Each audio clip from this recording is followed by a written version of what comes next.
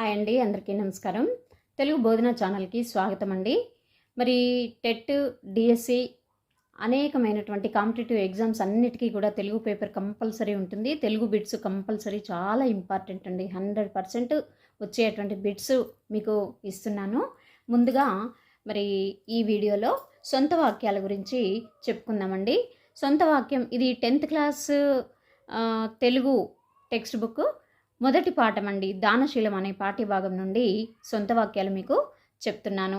మరి ఈ సొంత వాక్యాలు అంటే మనం సొంతంగా తయారు చేసుకునే వాక్యాలండి.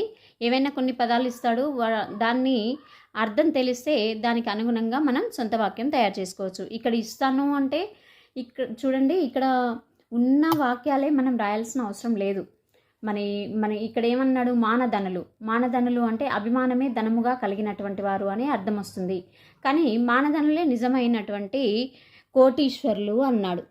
అంటే ఇక్కడ ఉన్న వాక్యమే రాయాలని ఏమీ లేదు, ఏ వాక్యమైనా రాయొచ్చు. కాకపోతే దీనికి అర్థం తెలిస్తే మాత్రం మనం ఎన్ని విధాలైన వాక్యాలైనా కూడా రాసుకోవచ్చు. సొంత వాక్యము అంటేనే సొంతంగా రాసుకునేటువంటి వాక్యాలన్నమాట.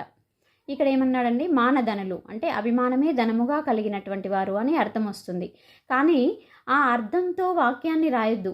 ఇక్కడ ఏ పదం అయితే ఇచ్చాడో ఆ పదాన్ని యూజ్ చేసి మనం ఇక్కడ వాక్యాన్ని తయారు చేయాలండి. మానధనులు నిజమైనటువంటి కోటీశ్వరులు, అభిమానాన్నే ధనంగా భావిస్తూ ఉంటారండి. మరి అలాంటి వాళ్ళే చాలా గొప్పవాళ్ళు అని చెప్తున్నాడు ఇక్కడ చూడండి, హీనుడుగా బతకడం కంటే మరణం మేలు.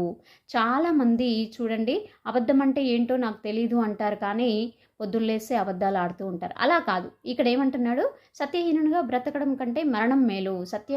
అంటే అసత్యాన్ని మాట్లాడకూడదు అని అంటున్నాడు అనమాట. సత్యహీనుడు అంటే సత్యాన్ని పలకడంలో హీనమైనటువంటి వాడు అని అర్థం అనమాట. కానీ ఇక్కడ ఇచ్చిన పదాన్నే ఇక్కడ వాక్యంలో యూజ్ చేశారు చూడండి. సిరి మూట కట్టుకొని పోవడం అంటే ఎవరు కూడా ధనాన్ని మూట కట్టుకొని పోయేటప్పుడు పోరు. అంటే బ్రతికుండగానే ఎంతో అంత వీలైనటువంటి విధంగా దానం చేయాలి అని చెప్పడం ఇక్కడ వాక్యం తయారు చేశాడనమాట.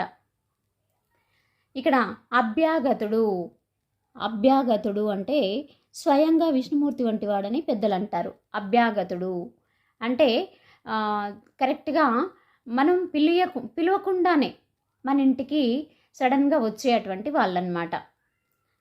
వాళ్ళని ఏమంటారు అంటే విష్ణుమూర్తితో సమానం అనేసి పెద్దలు భావించి అలాంటి వాళ్ళకి తగిన మర్యాదలు చేసి పంపిస్తూ ఉంటారనమాట. కాళ్ళు కడుగు, అత్తమామలు అల్లుడి కాళ్ళు కడిగి కన్యాదానం చేస్తారు అనేది సొంత వాక్యం. కాళ్ళు కడుగు అనే సొంత వాక్యానికి ఇక్కడ వాక్యాన్ని ఇచ్చాడు. అత్తమామలు అల్లుడి కాళ్ళు కడిగి కన్యాదానం చేస్తారు. ఈ వాక్యమే మనం రాయాల్సిన అవసరం లేదు, మీకు ఐడియా కోసం చెప్తున్నానండి. దశ దిశలు మన ప్రధాని మోదీ గారి కీర్తి ప్రపంచంలో దశ దిశలా వ్యాపించింది.